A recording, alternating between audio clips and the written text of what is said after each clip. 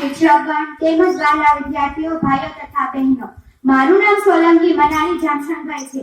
હું ધોરણ 7 માં અભ્યાસ કરું છું. મારા વર્ગ શિક્ષકનું નામ પંડ્યા દક્ષાબેન છે. મારો આજનો વિષય છે બેટી બચાવો બેટી પઢાઓ વિશે હું બે શબ્દ કહેવા માંગુ છું. એક ઘર છોડીને બીજા ઘરને અપનાવે અને બંને ઘરમાં દીવા પ્રગટાવે તેનું નામ છે દીકરી. દીકરો સવાર છે મારા માટે, દીકરી સાંજ છે મારા માટે. તે જ દીકરાએ સવારે તેનું વૃદ્ધાશ્રમ બતાવ્યું અને તે જ દીકરીએ સાંજે તેનું ઘર બતાવ્યું. હવે આપણે શું સમજવું, સવાર સારી છે કે સાંજ? દીકરો બાપની મિલકતમાં ભાગ માંગે છે, પણ દીકરી એક પણ રૂપિયો લીધા વિના બંને આજથી થાપા કરીને કહે છે આજથી આ બધું જ તમારું. દસે આંગળીઓએ સહી કરીને બધા જ સગા સ્નેહીઓને સામે આનું નામ છે દીકરી. દીકરીને આપેલું આણું તે જિંદગીભર કામ નથી લાગવાનું, પણ જો તેને ભણતર અને ગણતરનું આણું આપશો તો તે એક નહીં 10 આણા ખરીદી શકશે.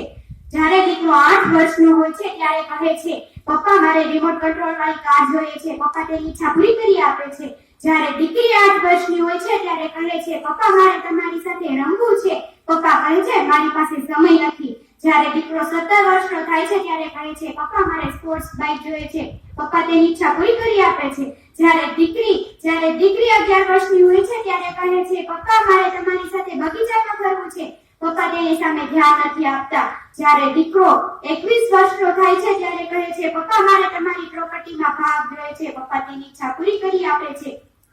જ્યારે દીકરી 17 વર્ષની થાય છે ત્યારે કહે છે પપ્પા મારે તમારી સાથે સમય વિતાવવો છે. પપ્પા કહે છે મારી પાસે સમય નથી. જ્યારે દીકરો 35 વર્ષનો થાય છે ત્યારે કહે છે પપ્પા મારે તમે આ ઘરમાં નથી જોતા. પપ્પા તો પણ તેની ઈચ્છા પૂરી કરી આપે છે. જ્યારે દીકરી 21 વર્ષની થાય છે ત્યારે કહે છે પપ્પા મારે લગ્ન કરીને નથી જવું. પપ્પા કહે છે ત્યારે જવું જ પડશે, તે અશક્ય છે. જ્યારે દીકરી 35 વર્ષની થાય છે ત્યારે કહે છે પપ્પા તમે ચિંતા ન કરશો, તમે મારી સાથે રહેવા આવી જાઓ. પપ્પા તેની ઈચ્છા પૂરી કરી આપે છે, કારણ કે હવે પપ્પાને ખબર પડી ગઈ છે કે ખરેખર દીકરી જ લાડકી હોય છે અને દીકરો પાકો હોય છે. ભાગ્યશાળી છે કે